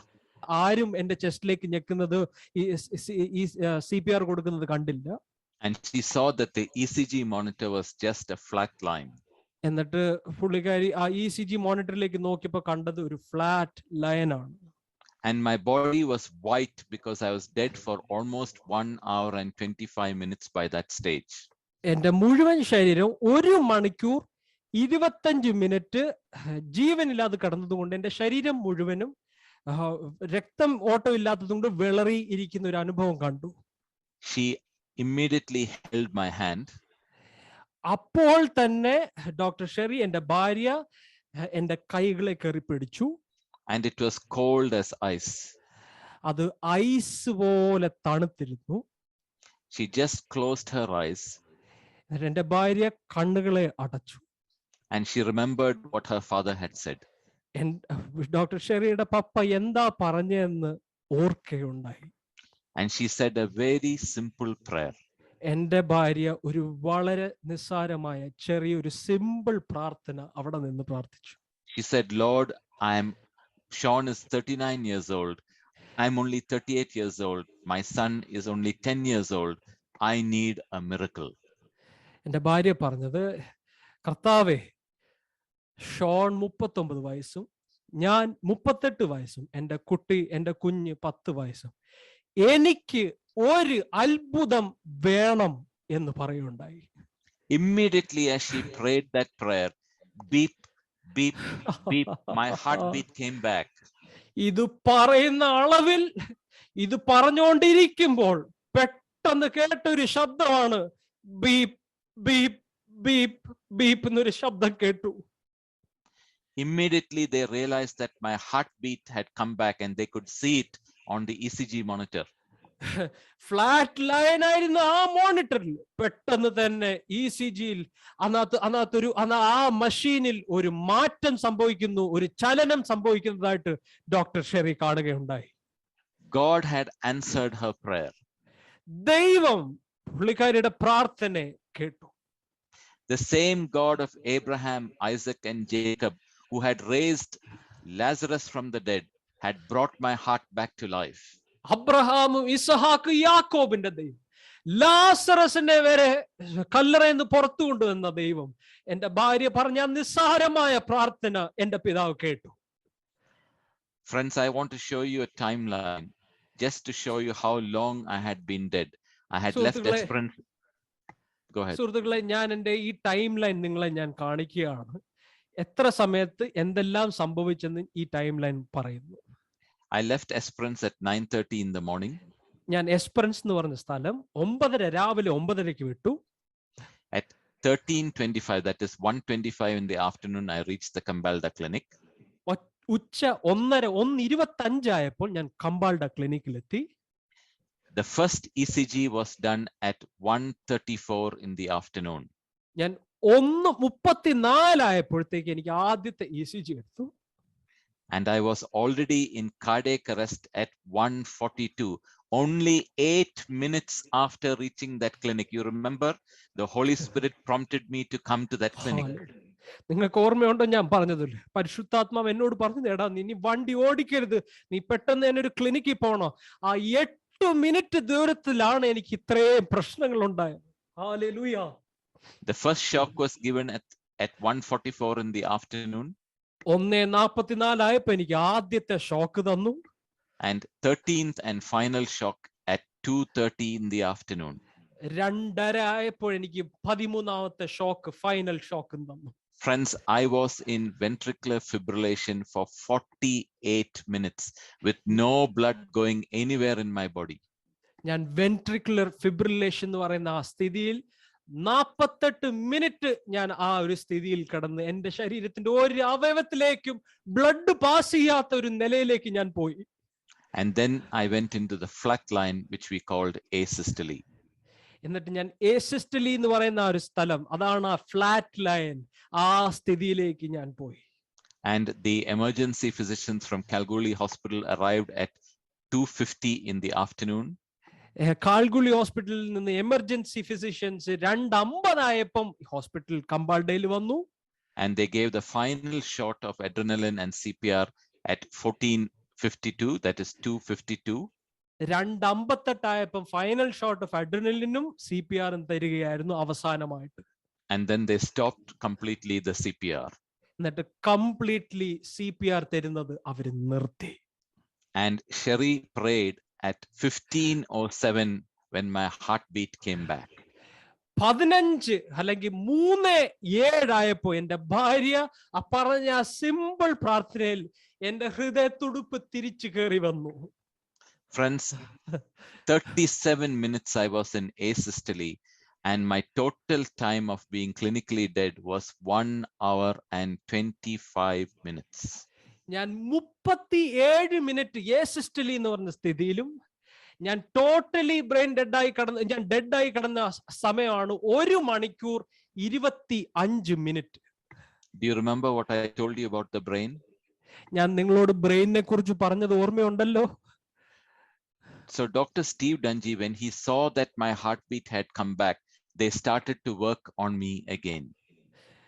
Steve Dunjey അവിടെ എന്റെ ഹൃദയത്തുടുപ്പ് തിരിച്ചു വന്നപ്പോ അവിടെ നിന്ന ടീം വീണ്ടും എന്റെ മേളിൽ ക്രിയ ചെയ്യാൻ തുടങ്ങി, അവർ വർക്ക് ചെയ്യാൻ തുടങ്ങി. But in his mind, he was thinking, oh, this is so bad. His heartbeat has come back, but he's going to be brain dead. പക്ഷെ സ്റ്റീവ് ഡഞ്ചി, ആ വലിയ ഡോക്ടർ, പറയാണ്, ഹൃദയത്തുടുപ്പ് തിരിച്ചു വന്നാലും ബ്രെയിൻ ഡെഡ് ആണല്ലോ. He didn't say it aloud. He was thinking this in his mind. ഉച്ചത്തിൽ പറഞ്ഞില്ല, ഉച്ചയോടെ പറഞ്ഞില്ല, വലിയ വർത്താനത്തിലല്ല പറഞ്ഞ, ഉച്ചയോടല്ല പറഞ്ഞ്, ഹൃദയത്തിൽ പുള്ളിക്കാരൻ അങ്ങനെ ചിന്തിക്കുകയുണ്ടായി. And he was thinking, this is going to be so sad because Sherry will have to switch off the ventilator in a few hours' time. പുള്ളിക്കാരൻ വിചാരിച്ചു, ഹൃദയത്തുടുപ്പ് തിരിച്ചു വന്നു, ബ്രെയിൻ തിരിച്ചു വന്നില്ല. ഡോക്ടർ ഷെറി, എന്റെ ഭാര്യ, പുള്ളിക്കാരി തന്നെ ഈ മെഷീൻ എല്ലാം ഓഫ് ചെയ്യേണ്ടി വരുമല്ലോ എന്ന് ഹൃദയത്തിൽ പുള്ളിക്കാരൻ ചിന്തിച്ചു. So even though my heart had come back, I was still deeply unconscious, and in fact my blood pressure was very, very low. എന്റെ ഹൃദയത്തുടുപ്പ് വന്നെങ്കിലും ഞാൻ അൺകോൺഷ്യസ് ആണ്, എന്റെ ബ്ലഡ് പ്രഷർ ഒരുപാട് ലോ ആണ് ആ സ്ഥിതിയിൽ. But finally they managed to shift me by ambulance to the Kalgoorlie Hospital. ഇതൊരു ക്ലിനിക് ആണല്ലോ, ഇവിടുന്ന് ഫൈനലി അവര് അവസാനമായി തീരുമാനിച്ചു എന്നെ ഇവിടുന്ന് വലിയ ഹോസ്പിറ്റൽ കാൽഗൂളി ഹോസ്പിറ്റലിലേക്ക് ഷിഫ്റ്റ് ചെയ്യാമെന്ന് അവർ തീരുമാനിച്ചു. And in fact, with the police escort, I was shifted by ambulance and I reached the Kalgoorlie Hospital. പോലീസിന്റെ സന്നാഹത്തോടു കൂടെ, അവരുടെ എസ്കോർട്ടിനോട് കൂടെ എന്നെ അങ്ങോട്ട് ഷിഫ്റ്റ് ചെയ്യാൻ അവർ തീരുമാനിച്ചു. Now you may be wondering, why am I showing this picture of hailstones? ഈ ice മഴ പോലത്തെ ഈ ഒരു പിക്ചറിനെ ഞാൻ എന്തിനാണ് നിങ്ങളുടെ മുമ്പിൽ കാണിക്കുന്നത് എന്ന് നിങ്ങൾ ചിന്തിക്കുന്നുണ്ടാവും. So on that same day, while I was being shifted to the Kalgoorlie Hospital, there was a massive hailstorm. ഞാൻ കാൽഗുളി ഹോസ്പിറ്റലിലേക്ക് ഷിഫ്റ്റ് ചെയ്യുന്ന സമയത്ത് ഭയങ്കരമായ ഈ ഐസ് മഴ അന്ന് പെയ്യുകയുണ്ടായി, ഈ ഷിഫ്റ്റിംഗ് നടക്കുന്ന സമയത്ത്. And because of that, from the Kalgoorlie Hospital, they could not shift me to the big hospital in the city, which is in Perth. ആ ഹോസ്പിറ്റൽ, കാൽഗുളി ഹോസ്പിറ്റൽ എന്ന വലിയ ഹോസ്പിറ്റൽ, പെർത്തിലുള്ള ആ വലിയ ഹോസ്പിറ്റൽ, പെർത്തിൽ ഒരു വലിയ ഹോസ്പിറ്റൽ ഉണ്ട്. ആ ഹോസ്പിറ്റലിലേക്ക് ഈ ഐസ് മഴ പെയ്യുന്നത് കൊണ്ട് എന്നെ കാൽഗുളിയിൽ നിന്ന് ഷിഫ്റ്റ് ചെയ്യാൻ പറ്റത്തില്ലാതായി വന്നു. In Kalgoorlie, there is no cardiac catheterization lab. You cannot do angiogram or angioplasty or bypass. It's a smaller hospital. ഞാൻ പറയുന്ന ഹോസ്പിറ്റൽ ഒരു ചെറിയ ഹോസ്പിറ്റലാണ്. അവിടെ ആൻജിയോപ്ലാസ്റ്റോ ഈ കാത്തറ്ററൈസേഷൻ അങ്ങനത്തെ കാര്യങ്ങളൊന്നും ചെയ്യാൻ ബൈപ്പാസ് ഒന്നും ചെയ്യാൻ പറ്റാത്തൊരു ഹോസ്പിറ്റൽ ആയതുകൊണ്ട് വലിയ ഹോസ്പിറ്റലിൽ പോയേ പറ്റത്തുള്ളൂ. So Dr. Steve Dungy told Sherry, do you mind if I give the medication which tries to open up the block in the heart? അപ്പൊ സ്റ്റീവ് ഡഞ്ചി എന്ന് പറഞ്ഞ ഡോക്ടർ പറഞ്ഞു, ഞാൻ ആ ഒരു മെഡിസിൻ, എന്റെ ഭാര്യയോട് ചോദിച്ചു, ഞാൻ ആ ഒരു മെഡിസിൻ കൊടുക്കട്ടെ, ശരീരത്തിൽ ആ ഹാർട്ടിലുള്ള ആ ബ്ലോക്ക് നീങ്ങുന്ന ഒരു മെഡിസിൻ ഉണ്ട്, ആ മെഡിസിൻ ഞാൻ കൊടുക്കട്ടെ എന്ന് എന്റെ ഭാര്യയോട് സ്റ്റീവ് ഡഞ്ചി ഡോക്ടർ ചോദിച്ചു. By this time, Sherry's faith was very much strengthened. പക്ഷെ ഇത്രയും സാഹചര്യങ്ങൾ കണ്ടപ്പോഴത്തേക്ക് എന്റെ ഭാര്യയുടെ വിശ്വാസം ഒരുപാട് മുമ്പിലായിരുന്നു, ഒരുപാട് വലുതായിരുന്നു. And she told Steve, you do what you have to do. I know my God has done a miracle. അപ്പോൾ എന്റെ ഭാര്യ സ്റ്റീവ് ജി ഡോക്ടറിനോട് പറഞ്ഞു, നിങ്ങൾക്ക് ചെയ്യാനുള്ളതൊക്കെ ചെയ്തു, പക്ഷെ എനിക്കറിയാം എന്റെ ഭർത്താവ് ജീവനോടെ തന്നെ തിരിച്ചു വരുന്നത് എനിക്കറിയാമെന്ന് പറഞ്ഞു. എന്റെ ദൈവം ഒരു അത്ഭുതം ചെയ്തിരിക്കുന്നു എന്ന് എനിക്കറിയാമെന്ന് പറഞ്ഞു. They gave me the medication and I survived that medication. ആ ബ്ലോക്ക് മാറുന്ന ആ മെഡിക്കേഷൻ, ആ ബ്ലോക്ക് മാറുന്ന മെഡിസിൻ എനിക്ക് തരികയുണ്ടായി. And finally, at about 8:30 that night, they were able to shift me with the small plane that you see there to the Royal Perth Hospital. അന്ന് രാത്രി 8 മണിയോട് കൂടെ ഇപ്പൊ നിങ്ങൾക്ക് കാണാമല്ലോ, റോയൽ പെർത്ത് ഹോസ്പിറ്റലിലേക്ക് എന്നെ ആ ഫ്ലൈറ്റിൽ ഷിഫ്റ്റ് ചെയ്യുകയുണ്ടായി. And they took me straight away to the cardiac cath lab. അവരെന്നെ നേരെ കാർഡിയാക് ലാബിലേക്ക് കൊണ്ടുപോയി. And they did an angiogram. എന്നിട്ട് അവർ എന്റെ മേളിൽ ഒരു ആൻജിയോഗ്രാം ചെയ്തു. And they found that I had a block in the right coronary artery. Right coronary artery എന്ന് പറഞ്ഞ സ്ഥലത്ത് ഒരു ബ്ലോക്ക് ഉണ്ടെന്ന് അവർക്ക് കണ്ടുപിടിക്കാൻ കഴിഞ്ഞു. They opened up the block and they put a stent inside that to keep the artery open. ആ block അവർ തുറന്ന് അതിന്റെ അകത്തേക്ക് ഒരു സ്റ്റെന്റിനെ ഇട്ട് ആ ബ്ലോക്ക് അവർ തുറക്കുകയുണ്ടായി. Remember, I am still deeply unconscious. നിങ്ങൾ ഓർക്കണം, ഞാൻ ഇപ്പോഴും അൺകോൺഷ്യസ് ആയിട്ട് തന്നെ കിടക്കും, ബോധമില്ലാത്ത അവസ്ഥയിൽ കിടക്കുകയാണ്. And my heart was so weak that they actually connected me to what they call as a balloon pump to help to press the heart.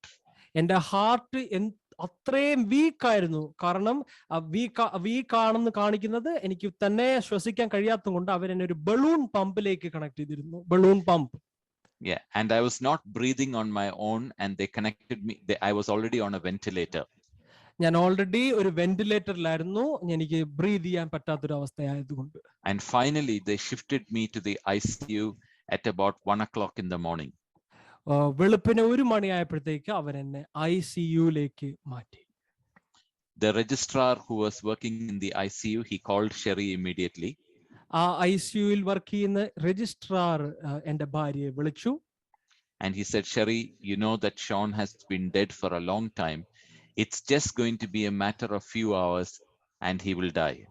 ഇത്രയൊക്കെ സംഭവിച്ചിട്ട് എന്റെ ഭാര്യയോട് ആ ഡോക്ടർ, ആ രജിസ്ട്രാർ പറഞ്ഞു, ഇത്രയും നേരമായിട്ട് ബ്രെയിൻ ഡെഡ് ആയി കിടക്കുകയല്ലേ, നിനക്കറിയാം കുറച്ച് സമയം കൂടെ ഉള്ളൂ എന്ന് എന്റെ ഭാര്യയോട് പറയുകയുണ്ടായി. So he was expecting that my heart will stop again.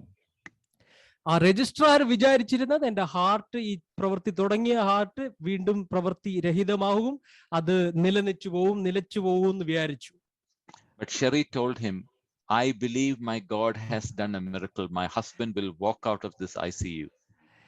എന്റെ ഭാര്യ പറഞ്ഞു, എന്റെ കർത്താവ് ഒരു അത്ഭുതം ചെയ്തിരിക്കുന്നു എന്ന് ഞാൻ വിശ്വസിക്കുന്നു. എന്റെ ഭർത്താവ് ജീവനോടെ തന്നെ ഈ ഹോസ്പിറ്റലിൽ നിന്ന് പുറത്തു പോകും എന്ന് ഞാൻ വിശ്വസിക്കുന്നു എന്ന് പറഞ്ഞു. He got very angry with her. ആ രജിസ്ട്രാർ ഇത് കേട്ടപ്പോ ഇച്ചിരി കൂടെ ദേഷ്യപ്പെട്ടു. And he said, you're a doctor, you should know that this is impossible. ആ രജിസ്ട്രാർ പറഞ്ഞു, നീ ഒരു ഡോക്ടർ ആണെന്ന് നീ മനസ്സിലാക്കണം, ഇത് നടക്കാത്തൊരു കാര്യമാണെന്ന് നീ അറിയണമെന്ന് പറഞ്ഞു. I survived through the whole of Saturday, and Sunday morning, this was me in the ICU. ശനിയാഴ്ച മുഴുവനും ഞാൻ ജീവനോടിരുന്നു. ഞായറാഴ്ച ആയപ്പോഴത്തേക്ക് എന്റെ സ്ഥിതി ഇതായിരുന്നു. Friends, you don't have to be a doctor or a nurse to know how bad this looks. സുഹൃത്തുക്കളെ, നിങ്ങൾ ആരും ഡോക്ടറോ ഒരു നേഴ്സോ ആകണ്ട ഈ ഒരു കാഴ്ച കണ്ടിട്ട് ഇത് എന്തുമാത്രം ഭയാനകമായ ഒരു സ്ഥിതിയാണെന്ന് മനസ്സിലാക്കുക. If you look at this, what I'm circling here, these are the number of medications they were using to try and keep my blood pressure up. നിങ്ങൾക്ക് കാണാമല്ലോ, ഞാൻ ഇവിടെ സർക്കിൾ ചെയ്യുന്ന ഈ മഷീനുകളിൽ ഉള്ള മെഡിക്കേഷൻ ആണ് എന്റെ ഹാർട്ടിനെ, എന്റെ ബ്ലഡ് പ്രഷറിനെ അപ് ടു മാർക്ക് ആക്കി വെക്കാൻ സഹായിച്ചുകൊണ്ടിരുന്ന മെഡിസിൻസ് ഈ മെഡിക്കേഷൻസ് ആണ്, ഈ മഷീനിലുള്ള സാധനങ്ങളാണ്. And for 48 hours, my blood pressure was only 60 systolic. For blood to go to the brain. 48 മണിക്കൂറോളം എന്റെ ബ്ലഡ് പ്രഷർ 60 സിസ്റ്റോളിക്ക് തന്നെ നിൽക്കുകയായിരുന്നു. 120 വരേണ്ടതാണ് 60 തന്നെ 48 മണിക്കൂർ തുടരുന്നു. You can see the machine at the back. That is the ventilator through which I am breathing. I cannot breathe on my own. എനിക്ക് സ്വയമേ ശ്വസിക്കാൻ കഴിയാത്തത് കൊണ്ട് ഞാൻ വെന്റിലേറ്ററിൽ കണക്റ്റഡ് ആയിരിക്കുമായിരുന്നു. നിങ്ങൾക്ക് ഇവിടെ കാണാം. And you can see the number of tubes and things that they were using to just keep me alive. എന്തുമാത്രം ട്യൂബുകളും കാര്യങ്ങളുമായിട്ട് ഘടിക്കപ്പെട്ടിരിക്കുകയാണെന്ന് നിങ്ങൾക്ക് കണ്ടാൽ തന്നെ മനസ്സിലാകുമല്ലോ. And this is the 26th of October 2008 on the Sunday morning. 26 October 2008 Sunday മോർണിംഗിലെ കാഴ്ചയാണത്. My wife actually was looking at this image when she got a phone call from her auntie in Kottarakara. ഈ ഒരു കാഴ്ച കണ്ടുകൊണ്ടിരിക്കുകയായിരുന്നു. എന്റെ ഭാര്യയ്ക്ക് ഒരു phone call കിട്ടി കൊട്ടാരക്കരയിൽ ഉള്ള ഒരു ആന്റിയിൽ നിന്ന്. And she communicated with my wife that there was a lady who was praying for me. Her name is Ramla sister. Some of you may know her. Ramla sister എന്ന് പറഞ്ഞ ഒരു സിസ്റ്റർ എനിക്ക് വേണ്ടി പ്രാർത്ഥിക്കുന്നു എന്നും ഈ ഒരു വാർത്ത കൊട്ടാരക്കരയിലെ ആന്റി എന്റെ ഭാര്യയ്ക്ക് കൈമാറുകയുണ്ടായി. This Ramla sister was a Muslim convert and became a Christian, and she's a woman of prayer. Ramla sister എന്ന് പറയുന്ന ആള് ഒരു മുസ്ലിം വിശ്വാസത്തിൽ നിന്ന് വന്ന ഒരാളാണ്. ആ ഒരു സ്ത്രീ പ്രാർത്ഥന മുമ്പിൽ കാണുന്ന ഒരു സ്ത്രീയാണ്, പ്രാർത്ഥനയിൽ മുമ്പോട്ട് നിൽക്കുന്ന ഒരു സ്ത്രീയാണ്. And while she was praying, God revealed to her that on this day, the 26th of October, before my wife goes to sleep, I will actually open my eyes. ആ റംല സിസ്റ്റർ കണ്ട കാഴ്ച, ആ 26 ഒക്ടോബർ സൺഡേ എന്റെ ഭാര്യ ഉറങ്ങാൻ പോകുന്നതിനേക്കാളും മുമ്പേ എന്റെ കണ്ണുകൾ തുറക്കുന്ന ഒരു കാഴ്ച കാണുന്നു എന്ന് റംല സിസ്റ്റർ വിളിച്ച് എന്റെ ഭാര്യയോട് പറയുണ്ടായി. So she saw that when she was praying in a vision. അങ്ങനെ പ്രാർത്ഥിച്ചുകൊണ്ടിരുന്നപ്പോൾ ഒരു വിഷൻ കാണാനുണ്ടായി. ഒരു വിഷൻ കണ്ടപ്പോൾ ആ വിഷനിൽ കണ്ട കാഴ്ചയാണ് പറഞ്ഞത്. So when Sherry's auntie said that to her on the phone, even at that stage, Sherry found it very hard to believe. ആ കൊട്ടാരക്കരയിലെ anti ഈ ഇങ്ങനൊരു ആന്റി പ്രാർത്ഥിച്ച് ഈ ഒരു വിഷൻ കണ്ടു എന്ന് എന്റെ ഭാര്യയെ അറിയിച്ചപ്പോൾ എന്റെ ഭാര്യയ്ക്ക് അത് ശരിക്കും പറഞ്ഞാൽ ഉൾക്കൊള്ളാൻ ഇച്ചിരി ബുദ്ധിമുട്ടായിരുന്നു. That evening, some of my other friends came to visit me. ആ ഒരു വൈകുന്നേരം എന്റെ ചില സുഹൃത്തുക്കൾ എന്നെ കാണാൻ വേണ്ടി വന്നു. And one of that was the child specialist who works with me. അതിൽ നിന്ന് ഒരാളാണ് ചൈൽഡ് സ്പെഷ്യലിസ്റ്റ്, എന്റെ കൂടെ ജോലി ചെയ്യുന്ന ഒരു child specialist. And you must remember that many people, including not just my family, but many people from all over the world were praying for me at this time. ഈ സമയത്ത് നിങ്ങൾ മനസ്സിലാക്കണം, ഈ സമയത്ത് എന്റെ കുടുംബം മാത്രമല്ല, എന്നെ അറിയുന്നവരല്ല, ഈ ലോകത്തിലെ ഭാഗത്തുള്ള പലവരും എനിക്ക് വേണ്ടി പ്രാർത്ഥിക്കുന്നുണ്ടായിരുന്നു. Even to this day, there are many whom I don't know who actually prayed for me. ഈ ദിവസത്തോളം ഇന്നേ വരെ എനിക്കറിയത്തില്ല, എനിക്കറിയാത്ത ഒരുപാട് പേര് എനിക്ക് വേണ്ടി പ്രാർത്ഥിച്ചിരുന്നു. That evening, when that child specialist came to visit me, she held my hand and she said, "Sean, if you can hear me, squeeze my hand." And I squeezed her hand and she was shocked. ആ child specialist എന്റെ അടുത്ത് വന്നിട്ട് എന്റെ ആ കിടക്കുന്ന കിടപ്പിൽ എന്റെ കൈ പിടിച്ചിട്ട് പറഞ്ഞു, "ഷോൺ, എന്റെ ശബ്ദം കേൾക്കാങ്ങി എന്റെ കൈക്ക് ഒരു ഞെക്കുതാ" എന്ന് പറഞ്ഞ ഉടനെ ഞാൻ ആ ചൈൽഡ് സ്പെഷ്യലിസ്റ്റിന്റെ കൈയെ കയറി ഒരു ഞെക്ക് കൊടുത്തു. She couldn't believe it. She was shocked and she screamed and she said, "Sean, open your eyes." ഇത് കണ്ടപ്പോ ആ ചൈൽഡ് സ്പെഷ്യലിസ്റ്റ് ഒരുപാട് ബഹളം ഉണ്ടാക്കി, ഭയങ്കരമായിട്ട് സ്ക്രീം ചെയ്തു അവിടെ. എന്നിട്ട് പറഞ്ഞു, "ഷോൺ എന്നെ വിളിക്കുകയുണ്ടായി, എന്നോട് സംസാരിക്കാറുണ്ടായി." She said, "Sean, if you can hear me, open your eyes." Shaun എന്റെ ശബ്ദം കേൾക്കാൻ കഴിയുന്നുവെങ്കിൽ കണ്ണുകളെ തുറക്കുക എന്ന് പറഞ്ഞു. My wife was also standing there and the nurse was also standing there. എന്റെ ഭാര്യ അവിടെ ഉണ്ടായിരുന്നു, നേഴ്സ് അവിടെ ഉണ്ടായിരുന്നു. And for a brief few seconds, I opened my eyes. ഈ ഒരു കാര്യം പറഞ്ഞപ്പോൾ കുറച്ച് നിമിഷങ്ങൾക്ക് വേണ്ടി എന്റെ കണ്ണുകൾ ഒന്ന് തുറന്നു. They were all shocked and surprised. ഈ ഒരു കാഴ്ച കണ്ട് അവിടെ നിന്നവരെല്ലാം ഒരുപാട് അത്ഭുതപ്പെട്ടു. Immediately they called the registrar to come and see me. അപ്പോൾ തന്നെ അവിടെ ഉണ്ടായിരുന്ന ആ രജിസ്ട്രാറിനെ വിളിച്ച് എന്നെ കാണാൻ വേണ്ടി പറഞ്ഞു, എന്നെ നോക്കാൻ വേണ്ടി പറഞ്ഞു. And he refused to come, saying, "It is impossible. You are imagining these things." പക്ഷെ രജിസ്ട്രാർ വരാൻ വിസ്മയിച്ചു, വരത്തില്ല എന്ന് പറഞ്ഞു. കാരണം ഇതെല്ലാം നിങ്ങൾ ആലോചിച്ചുണ്ടാക്കുന്നതാണ്, ഇതൊന്നും അങ്ങനൊന്നും സംഭവിക്കത്തില്ല എന്ന് രജിസ്ട്രാർ പറഞ്ഞു. And he refused to come.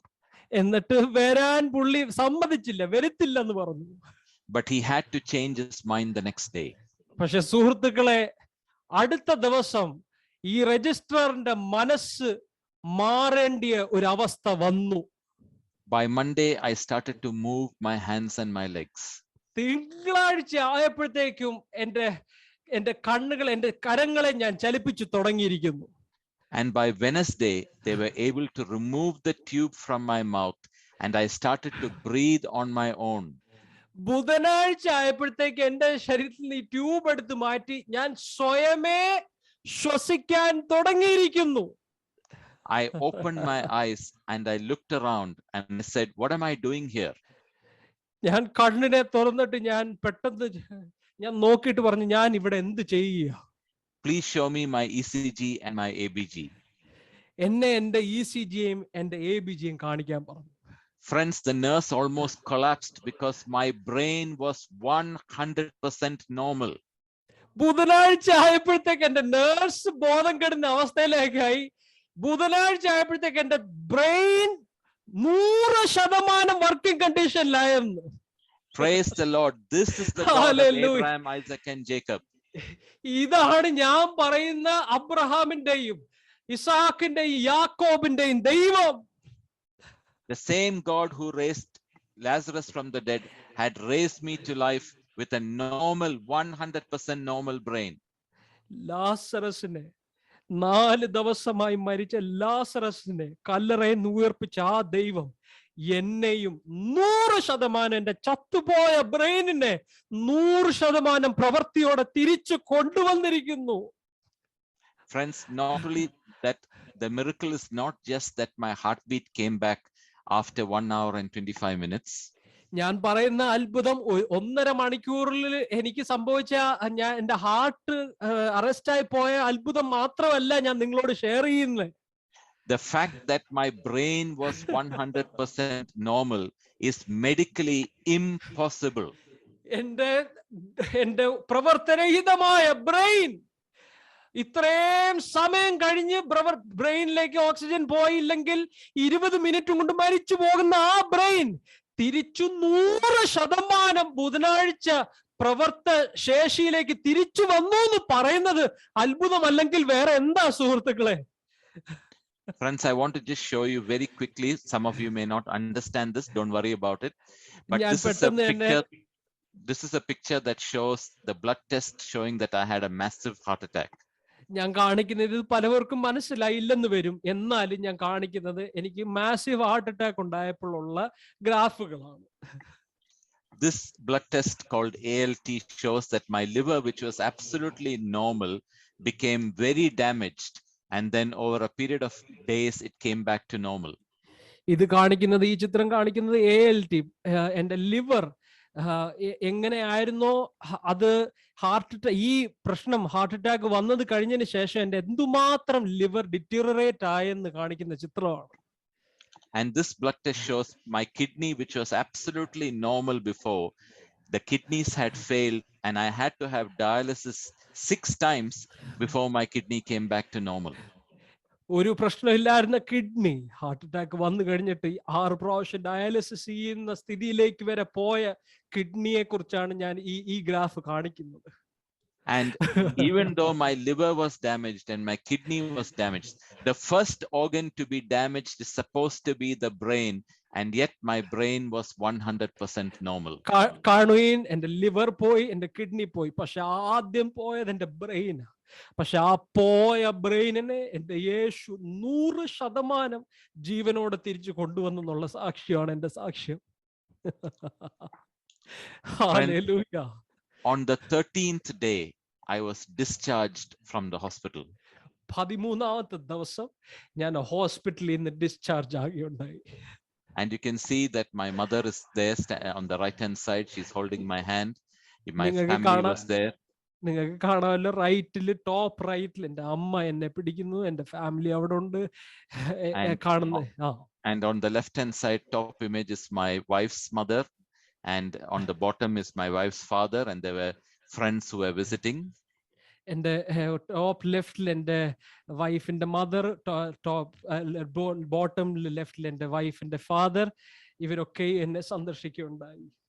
And friends, when I was discharged from the hospital on the 13th day, many people came to visit me, and the doctor said, "Miracle Man has left the hospital." 13ാമത്തെ ദിവസം എന്നെ കാണാൻ വേണ്ടി ഒരുപാട് പേര് വന്നപ്പോൾ അവിടുത്തെ ഡോക്ടർമാര് പറഞ്ഞൊരു വാക്കുണ്ട്, അത്ഭുതപരമായ ആ മനുഷ്യൻ ഹോസ്പിറ്റൽ വിട്ടു പോയിരിക്കുന്നു. Friends, they had never seen anything like this, that they published this in the newspaper in Western Australia. Western ആർക്കും വിശ്വസിക്കാൻ പറ്റാത്ത ഒരു കാഴ്ചയായതുകൊണ്ട് അവർ വെസ്റ്റേൺ ഓസ്ട്രേലിയയിലെ ന്യൂസ് പേപ്പറിൽ വരെ എന്റെ കഥയെ പബ്ലിഷ് ചെയ്തു. Friends, this is the amazing miracle. The same God that we have believed in all these years, He is a God who is still active and alive today. ഇത്രയും നാളുകളായിട്ട് നമ്മൾ വിശ്വസിച്ച ആ ദൈവം ഇന്നും അവൻ പ്രവർത്തി നിർത്തിയിട്ടില്ല, അവൻ പ്രവർത്തിച്ചുകൊണ്ടിരിക്കുന്നവനാണെന്ന് നിങ്ങൾ മറക്കരുത് സുഹൃത്തുക്കളെ. He is the same yesterday, today and forever.